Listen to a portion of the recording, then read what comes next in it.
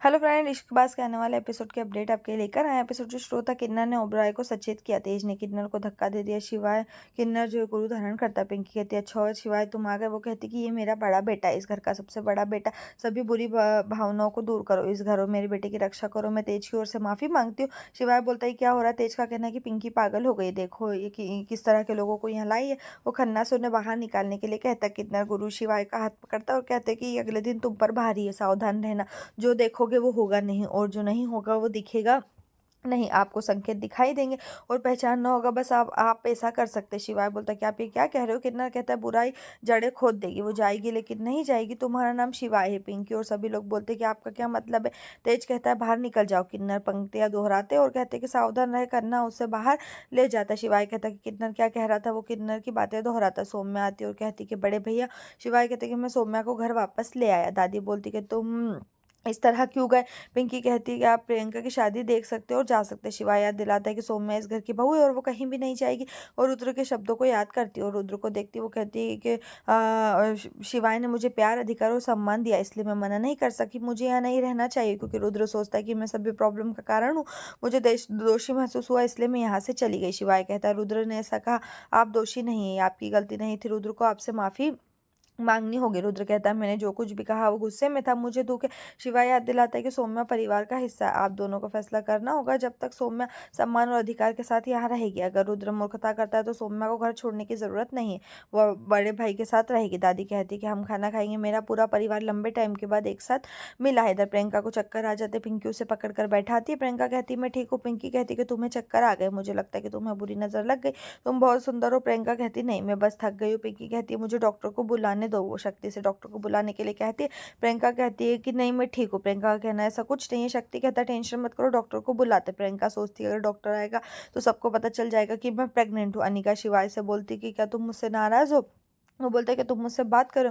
अनिका मजाक करती है। वो कहते हैं कि वो गुब्बारे जैसा चेहरा क्यों बना रहा है, वो उस पर गुस्सा क्यों है। वो कहते हैं कि ये हैप्पी बर्थडे नहीं है। वो उस पर पानी फेंकने को याद करती है और बोलती है अच्छा मुझे अब पता चला कि तुम रात को पानी फेंकने की वजह से नाराज हो। वो कहता है कि अच्छा हुआ कि कम से कम तुम्हें याद तो आया पन्नी का। वो कहते हैं कि मैं सिर्फ पानी फेंका और तो लेकिन आप तो लाखों का नुकसान करते हो, मोबाइल फेंकते हो। वो कहता है मैं फेंक सकता हूँ, मैं शिवाय हूँ, क्या आप ऐसे बनने की कोशिश कर रहे हो। वो कहती कि मैं अनिका के रूप में गुस्सा हो सकती हूँ। मैंने कहा कि सभी भावनाएं आपने कहा जैसी हाई फाई लड़कियां पिल्लों को देखकर रिएक्ट करती है। वो कहता है कि ये आह नहीं था ओ था, दोबारा पानी फेंकने की हिम्मत मत करना।